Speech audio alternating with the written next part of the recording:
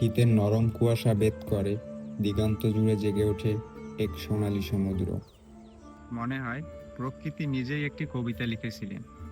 কবি জীবনানন্দ দাশ লিখেছিলেন, আবার আসিব ফিরে এই দানসিঁড়িটির তীরে, এই বাংলায়। হয়তো সেই ফেরার পথই অপেক্ষা করে থাকে এই সোনালী মাঠ।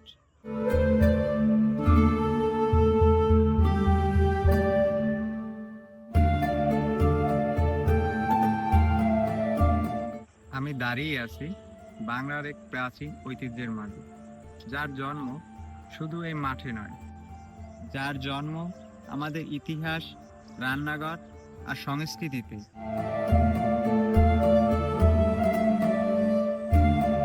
বাংলার মাটিতে সরিষা চাষ চলছে প্রায় 2 থেকে 2,500 বছর ধরে। পাল ও সেন যুগে সরিষা তেল ছিল ঘরে আলো জ্বালানোর প্রধান উৎস। মোগল আমলে এই সরিষা পৌঁছে যায় রান্নাঘর থেকে চিকিৎসা পর্যন্ত। মৌমাছির মধু সংগ্রহের অন্যতম একটি উৎস। সরিষা গাছ 1 থেকে 2 মিটার লম্বা হয় এবং ফুলগুলো 4টি পাপড়ি বিশিষ্ট হয়ে থাকে। বাংলায় সরিষা শুধু সৌন্দর্যের প্রতীক নয়, এটি তেল উৎপাদনকারী ফসলের মধ্যে অন্যতম।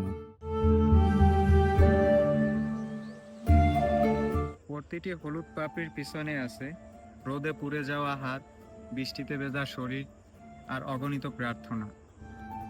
যখন কৃষক এই জমিতে বীজ বুনে, তখন সে শুধু ফসল ফলায় না, সে বুনে দেয় তার সন্তানের ভবিষ্যৎ।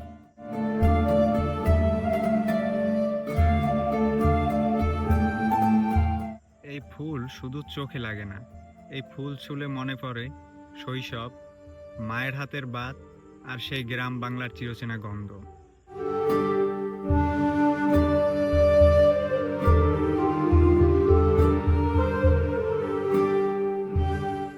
আমরা যখন এখানে দাঁড়াই, মনে হয় সময় যেন থেমে গেছে।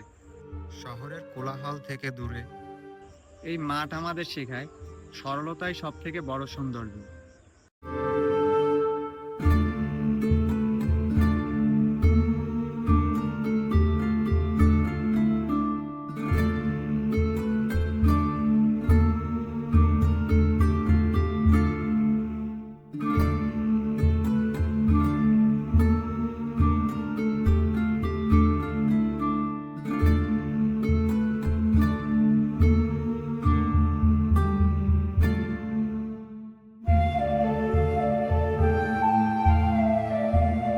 যতদিন এই মাঠ সোনালী হয়ে ফুটবে, ততদিন বেঁচে থাকবে বাংলার স্বপ্ন, আর ততদিন বেঁচে থাকবে এই মাটির প্রাণ।